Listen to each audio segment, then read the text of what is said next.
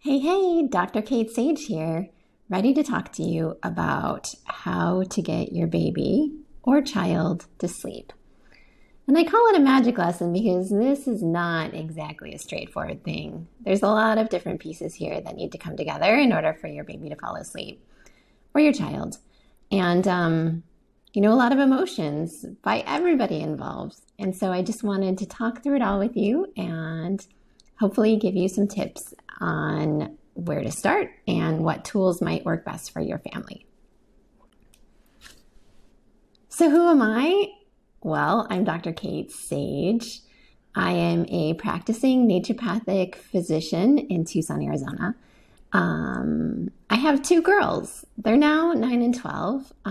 But the reason I got into sleep issues was because my first child didn't sleep for more than the first year of their life.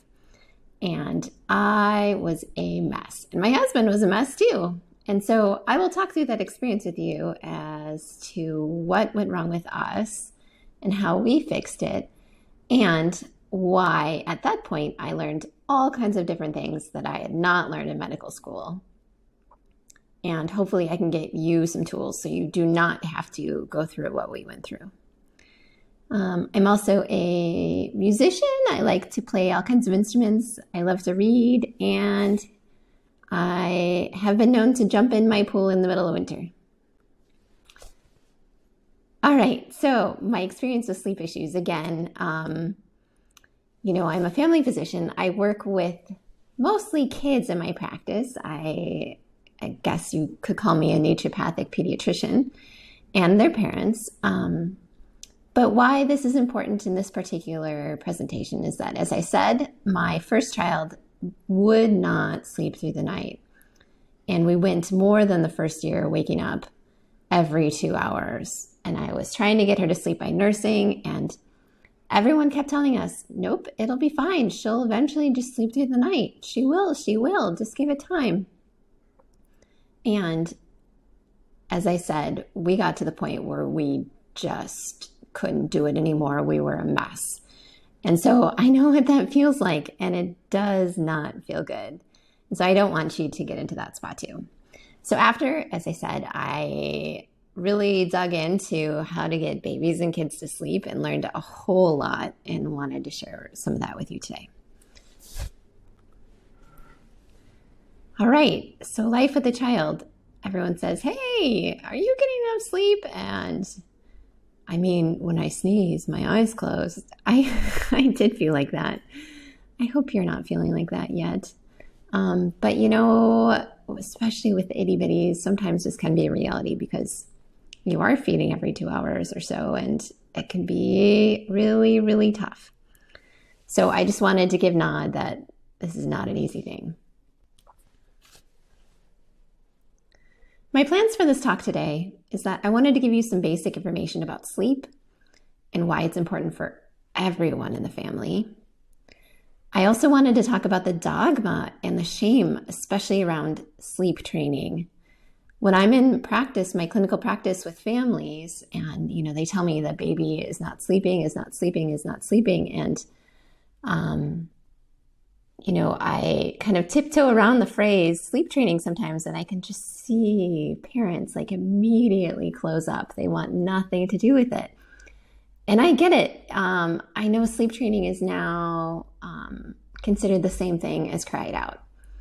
And cry it out has such a bad, nobody wants to do cry it out. And I get it. Nobody wants to do it. It's not any fun at all. I will talk about cry it out today. And I will say at this point in time, I'm not against it. And the reason why is because maybe it might be easier than what I went through. But at the same time, there are so many different ways that you can sleep train your kiddo that you don't have to do cry it out either. And so again, I'm going to give you lots and lots of different tools. But I just want to make it today too, so that especially the phrase sleep training or even cry it out doesn't automatically cause you to close up and, be judging and want to walk out of the door of the doctor that brings it up. Because I know you don't want your baby to cry all night long. I know that, but at the same time, it doesn't have to be that way. So, okay, I'm going to give you lots of tools. I want to assure you that all babies, children, and families are different and no one method is correct.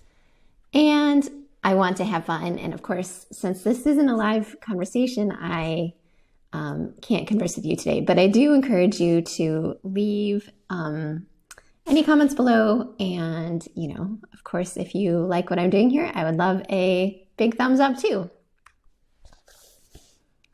Happiness is kids falling asleep quickly. Man, it is really great when you get to watch your show or sit and read your book or just talk with your partner or go to sleep early and not be woken up. And so that's my goal for you guys as soon as it's physically possible for your kiddos to make it through the night. So, a quick piece about naturopathic medicine. And naturopathic medicine in pediatrics especially, because a lot of people think, for what reason would I go and see this doctor and have to pay cash? Because I am a cash-based practice, when my insurance covers everything, covers well child checks. And the reason why is because it's just so much more than checking the boxes, what I do. And these really are the keys right here of, how to keep your child healthy and happy. And these are the pieces that I check in on at every visit to make sure that your child is doing okay. Because if you get these in place, you're all going to be so much healthier and need so much less medical care down the road. And so I put these down here especially because I wanted you to see that sleep is on this list. This is a pillar of health for everybody. And so it's really important that you find time to make it a priority for yourself and for your kiddos. So how much sleep should your child be getting? I got this list from the American Academy of Sleep Medicine statement that they published in 2016 in the Journal of Clinical Sleep Medicine. So you don't have to pull up that journal article. Here it is. It doesn't include infants under than 4 months, like newborns, because the amount that they sleep actually varies greatly by baby, and they are sleeping so much that there's not actually a good way to qualify how much they actually need, because they're pretty much need to be sleeping almost constantly. But by 4 months, they really do get more into a little bit more of a routine. And by 6 months, that's when you should really be able to, get the routine done cleanly so that they have their 2 regular nap times and then their bedtime at night and their wake up time in the morning, so that every single day is pretty much the same. And then toddlers, children, and then teenagers, 8 to 10 hours of sleep. So if you have a teen, I encourage you to just check in on them and making sure that they're getting that 8 to 10 hours, especially when they're going through growth spurts. It's super important that they get that many hours. And sometimes that means allowing them to sleep longer in the morning. But then that goes back to when school starts and blah, blah, blah, blah. That's a whole different discussion. But teenagers do need a lot of sleep. Why is sleep necessary? Okay, I think you probably know this. I'm not going to harp on it too much, but the one that I think parents tend to forget about is that with enough sleep, children have better behavior and emotional stability. So there are even some discussions as to whether or not how much ADHD is actually linked to sleep. I'm not saying ADHD isn't a thing, but if your child got more sleep, it's very possible that their symptoms could improve a lot. And then also things like metabolism are linked to how much sleep that they're getting and growth. And so it's vital. I've already said that, and you knew that beforehand. So this is why we need to get your child and baby good sleep. A quick note about bed sharing too. Most of the parents that come in to see me as a naturopathic doctor are already bed sharing. I mean, I'll just tell you that straight up. And oftentimes they say that I'm the first doctor that they've told, honestly, that they've been bed sharing because there's a lot of shame around it. However, I think pediatricians are not doing anybody any service by shaming people that are bed sharing, because there is a way to do it safely. And I'd rather have this discussion than the no, you shouldn't bed share because you're going to kill your baby discussion, because I don't think that's true. You do need to check in, though, to make sure that you are following all of these 7 rules. These 7 rules are from La Leche League. And so, they're not just things that I made up. They are established rules for when it is safe to bed share. And so if you are taking a medication that interferes with your normal awareness, particularly, that might be one where you really shouldn't. Or if you're a smoker, sorry, that's not going to be safe for you to bed share. Anyway, you can read through this list and see if at this moment in time you guys qualify for bed sharing, and then make sure that you create that safe surface for your baby to sleep on your bed, and you should be good to go. So just want to qualify, there's no shame in bed sharing as long as you are doing it safely. Oh, and then actually I have this note about how everyone is into it too. So I think bed sharing is awesome until a certain point. And that point often can be when baby starts getting up on their own and crawling, or even walking, or crawling over parents, or what have you. And this is a point where sometimes parents have to have a real heart-to-heart between each other as to whether or not it's still working for everybody involved. And I would say you need to have that honest conversation regularly to make sure that it's working. Because if it's not, it can really affect the relationship even between the 2 grown-ups. And so I don't want bed sharing to get in the way of the other relationship, because that's more important. Okay, reasons why infants and children don't sleep. There are so many reasons, and so I cannot give them all here. But what I do want you to consider is that, sometimes there can be an actual medical issue that can be affecting their ability to fall asleep. And so before you jump to any huge conclusions and need to do sleep training and blah, blah, blah, blah, whatever else, I want you to make sure that your child doesn't have these things. And this is not an exhaustive list either, but this is a pretty good list. If your child has reflux, sleep apnea, growing pains, asthma, teething, headaches, all of these things, if they're actually in physical discomfort, it is not a good time, or it's not okay to do sleep training. You need to make sure that these other issues are good, or have been taken care of. Is your child/teen dealing with anxiety or depression? Obviously, sleep can make these issues worse, but also they can be the horse that pulls the cart, which are these, or the anxiety and depression can also cause sleep issues. And so we need to kind of tease into that and figure out how and which ones to treat and to better support your child. Is there a new stress going on? Maybe your kiddo just needs some extra love and attention. Are they getting too much screen time? Are they eating, drinking, taking something that could be stimulating for them? Are they growing? They might be going through a developmental progression, and so that also can cause sleep regressions. We'll talk about that in a moment. But yes, sometimes growing itself can cause sleep issues. And then sleep hygiene issues. And so that's actually what we're going to start with first. Sleep hygiene. So ideally, we would put our baby and our toddler and our child in a room that is completely dark. Because this is how our brain becomes unstimulated and is able to better fall asleep.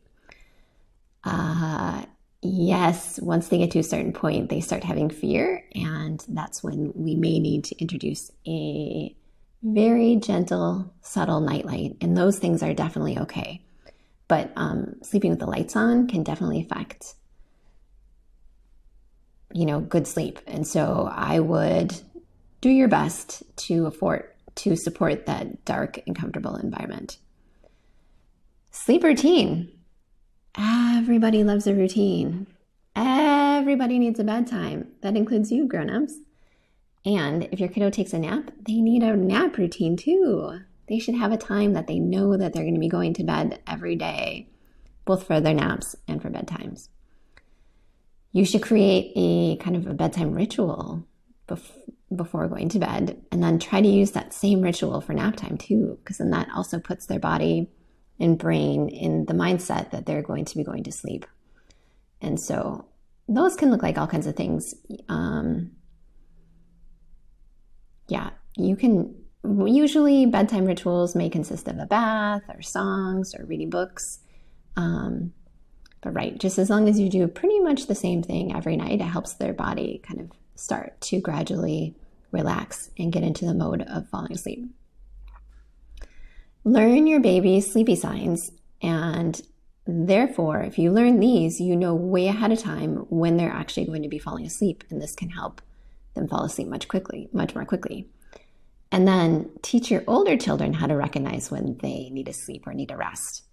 This is really empowering to them, because if your kid can communicate that they actually need to go to sleep, then that gives them a lot of power and gives them the ability to take care of their own body. And so as you can, I would work on teaching your bigger kids to recognize when they're tired and to be able to communicate that.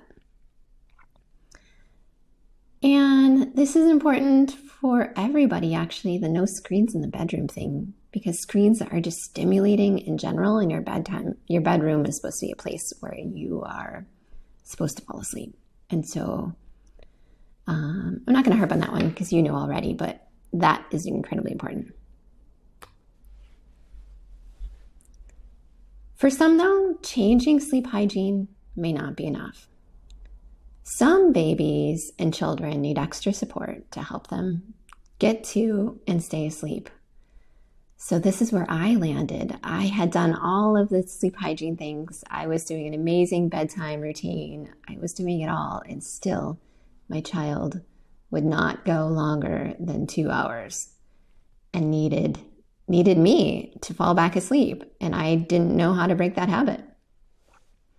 So finally, I had to do some digging, and I had to look into what sleep training actually was and face my dogma that I had about sleep training. And so I kind of want you to face that a little bit too, and see if we can have some open discussions and communication about when it is actually okay to help your child learn how to sleep.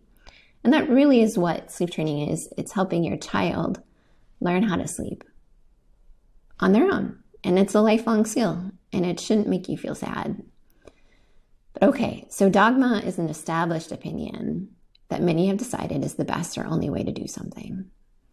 So we hold on to dogma in a lot of different ways in our life, but as a parent, I think this is one that pops up pretty early, is that we may have certain parenting styles that kind of have creeped in that we really want to hold on to. And occasionally it may turn out that that parenting style isn't the right one for your child. So you may have to modulate. What works for one kid may not work for the next, and that's true even in the same family. And don't let the fear of judgment get in the way of making the best decision for your family. So worrying about what other people are going to think. And then ultimately, there are many roads to the end goal. And in this case, it's everyone sleeping through the night. So there are ways of sleep training. This is what I want you to know. There are ways of sleep training that are not cry it out. And we're going to go through them. And so you don't have to automatically assume that I'm going to be promoting cry it out. And sleep training should not be a trigger phase for anybody. There's no proven evidence that one method of sleep training causes long-term health issues to baby, child. See the Australian Hiscock study. Okay, so this goes back to one particular parenting style and a doctor who was promoting it. And they made a comment. I'm not going to say names because I don't necessarily need to have everybody down my back on this one. But this doctor made a pretty blatant comment that was not based in science whatsoever about how cry it out affects the long-term health of your baby. And many studies, since this person said this, many studies have been done to show that that's actually not true. And the opposite has actually been proven to be true, that infant sleep issues have proven to cause poor health in both parents. So increasing their risk of heart disease, high blood pressure, high cholesterol, all of these things because they're not sleeping. And so taking care of your family, actually taking care of your own body, is really important for the health of your baby, instead of, maybe making a choice of not sleep training. So another important question as we get into sleep training is that, are you the one that's actually keeping your baby or child from sleeping? This was totally the case with me and my husband. We would leap up from our beds when we even heard our baby make a little smallest peep and say, she's awake, she needs to be nursed. And we would not allow her to have the time to just settle on her own. And so we were actually waking her up when really she was not even awake. We thought she was awake, and we were going in there and waking her up and nursing her when she didn't need to be nursed, and not giving her the space to learn how to settle on her own. So I just wanted to check in with you. Are you doing the same thing?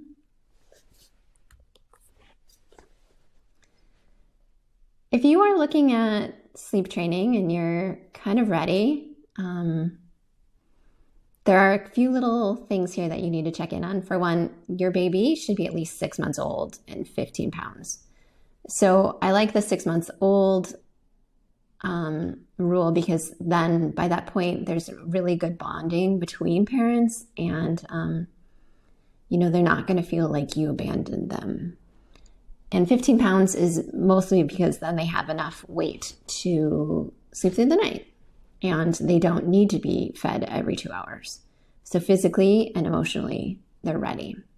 You may say a 6-month-old isn't going to feel like they're not being abandoned. That's true, but there are ways that we're going to talk about to make sure that your child doesn't feel like they're abandoned. Parents need to be ready to commit. So what I'm saying here is that you need to choose a date that you're going to do this. And it shouldn't be tonight. Don't turn around and do research and decide that you're going to do this tonight. You need a few days to let it soak in. You need to plan. You need to make sure everybody in your family is ready. And you need to do it the first time. You need to commit, because otherwise, if you do it partially, or you give up in the middle of the night, then it gives baby mixed messages and they don't know what the heck is going on. And you may even be making it worse by teaching them that the more they cry and fuss, eventually you'll come. So, or eventually you'll do X. And so that is not the message you want to give them. You want to make sure they know that it's their opportunity to learn how to sleep. And so just do it right the first time, commit. Methods vary on how long it takes. The non-breastfeeding parent taking the lead makes this much easier for all.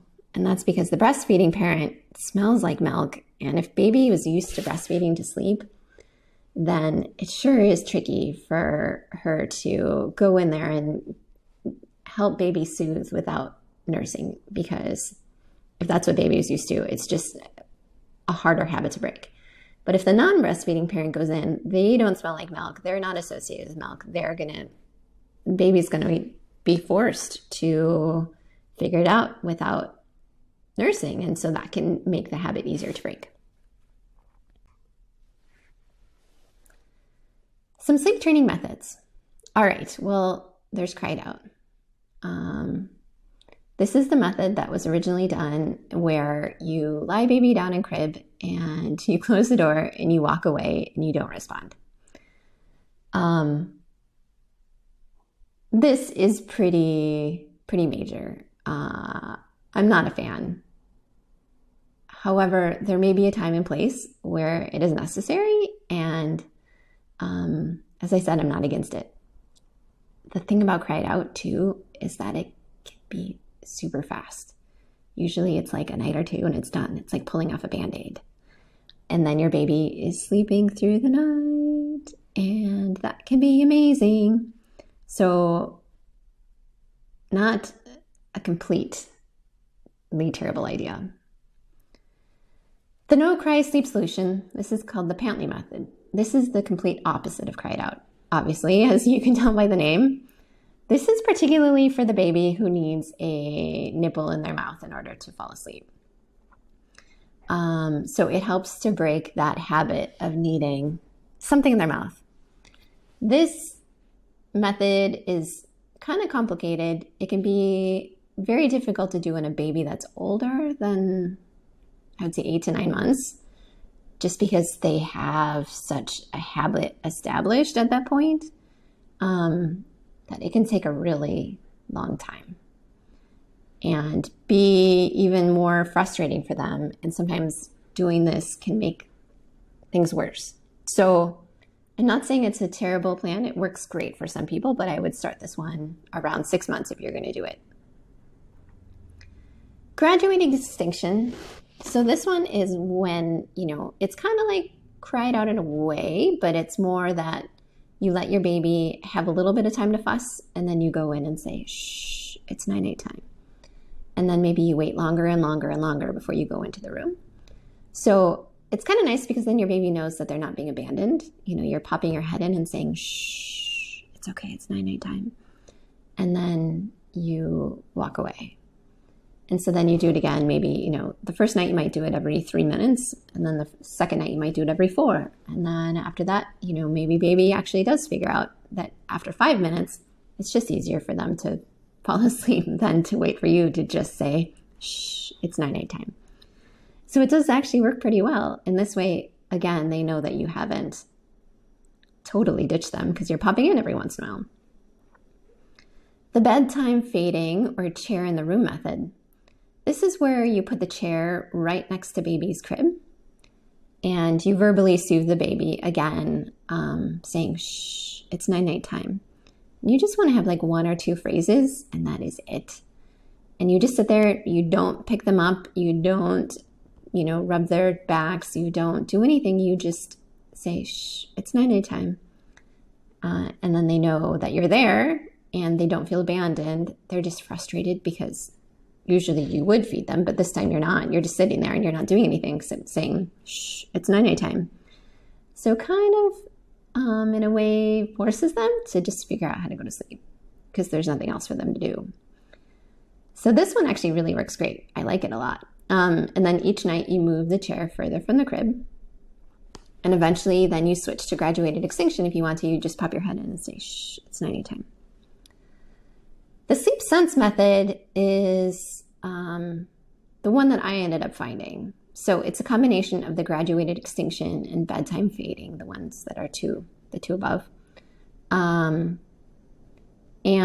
so using them in combination, you can kind of, it just feels so much better not to just ditch your baby crying and, but still allowing them the space and time to fall asleep on their own. So I'm going to talk a little bit more about that particular one in a second, but that one's on the list. There's another one called the pick up, put down method. And so for this one, when baby's crying, you're going to pick them up and then you soothe them and then you put them down again as soon as they stop crying. And then, so if they cry again, then you come and pick them up and then you put them down again when they're not crying. And you repeat. That's pretty much all there is for that one. Tips for being successful. It's a good idea to introduce something kind of like a lovey, and you can introduce it even as young as 3 months, as long as you're still following the safe sleep practices. Experience taught me that you really should have more than one, because sometimes, they vomit on it and you need to put it in the washing machine and then they don't have their lovey. So, or you can't find it because it's been left wherever. And so you have a backup. It's good to have a backup. But yeah, I love loveys. They can be very soothing because it's giving them something to love on that's not you. And so it can be a nice way for them to just relax and calm their body without having you be their lovey. Again, you need to commit to the process. And as I said before, if the non-breastfeeding parent can do it, it usually goes a lot faster. Remember that it'll be over in a few nights' time. So this is where, on the first night, it's 2 o'clock in the morning and you're still struggling, you're having to go in there. You just got to keep going, keep going, keep going. Don't give up, because if you give up, it's going to make it so much harder to do it the next time. And usually most babies, for most methods, it takes 2 to 3 nights and you're good to go. You need to remember that baby is crying due to frustration because they haven't learned this particular skill yet. Let them learn. You'll need to use your sleep technique for naps, and then be cautious not to accidentally add in a new crutch.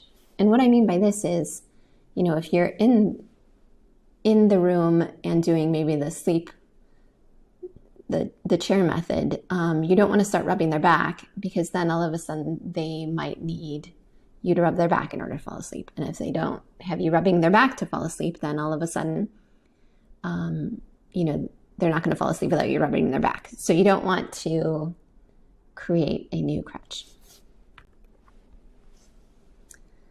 For kids ages 2 and up, routine and sleep hygiene really is key. Bedtimes, again, need to be consistent even on the weekends. You need to try to limit screens 2 hours before bed. And I would say this is particularly for kids who have a hard time winding down, because screens, even if they're watching very calm TV shows, it's that blue light that goes into their eyeballs and makes them awake. So put the screens away 2 hours before bed. For teens that have to do their homework at night, I recommend you get them the blue blocking glasses or the screen app that can turn off the blue light so that they can do their homework without the blue light stimulating their brain. No power struggles. I give you a website here called From the Positive Parenting People that gives you a whole list of tips to make sure that you stay in a positive bedtime or positive mood set when you're going into helping your child fall asleep. Because as soon as you turn it negative or get frustrated, it goes down a whole chaotic tornado in which you're both all wound up and agitated, and then no one's going to sleep. And so it's really important not to get to that spot. Avoid supplements and medications to help with sleep, except for rare circumstances. Your kid does not have a deficiency in melatonin, and so you don't need to be giving them melatonin every night. I do have it here as it being safe in the short run. I think it's a great tool sometimes to break certain cycles, negative cycles, if your kid really is having a hard time. Settling at night, sometimes giving the melatonin can just help them show that they are good at falling asleep. And then, you can slowly just make the melatonin disappear. Magnesium, calm magnesium is also okay to give. And in fact, that one you can give regularly every night because most people are deficient in magnesium anyway, and it also helps calm down their body. And as soon as they can read, books can be a tool that they can use to help them get sleepy. So, if they are reading into the night, just make sure that it's not, a very stimulating book. Maybe not the last book of Harry Potter right at bedtime, because it can be very stimulating. But, if they're reading a book that they read before and it's, just something to help their eyeballs get heavy, then that's a great idea. Okay, so remember how I mentioned that the method that I used was the Sleep Sense program? Well, I just wanted to give you that information and to let you know that I'm not affiliated at all. Dana Opelman has no idea who I am. I've never talked to her. I don't get any kickback. But the program worked for me, and I think it's a great program for those people who don't want to do Cry It Out. So I love it. The ebook is a little bit on the spendy side, and I think one of the reasons it worked for me is because I was like, hey, if I'm going to pay this much money for an ebook, I am going to do everything that she says in this ebook, and I'm not going to turn back. And that sort of worked for me. So hopefully that will work for you too. All right. And then I just also wanted to mention sleep regressions, although we should kind of be thinking them as sleep progressions, because that really is when your baby or child are going through huge developmental growth, like, developmental stages. And so we see sleep go downhill, but at the same time, they're doing really cool stuff like learning how to crawl or walk or talk. And so it can definitely affect their sleep. They have figured out that it's around these times. So if your baby was sleeping great and now you're at the 4-month mark and suddenly they're not sleeping, you're probably looking at a sleep regression. So usually 3 weeks or less is how long the sleep regressions last. You can continue on like you were doing, or you can, readjust as needed. Sometimes after the regression, you might need to do a little bit of sleep training again, because, it may just have been a little bit of a reset. And so you may need to do the sleep training program again, but this time it will go a lot quicker because your child will remember and won't be quite as frustrated. And so it won't take as long, as I said. And I just want to make sure at this point too that you are careful not to fall back into old habits, as in going back to nursing them to sleep, forever, because they need to learn how to just fall asleep without you. And that's kind of the whole point of all of this, is to help you guys all sleep through the night. So, all right, that is pretty much all I had to share with you today about sleep and sleep training and my naturopathic outlook on it.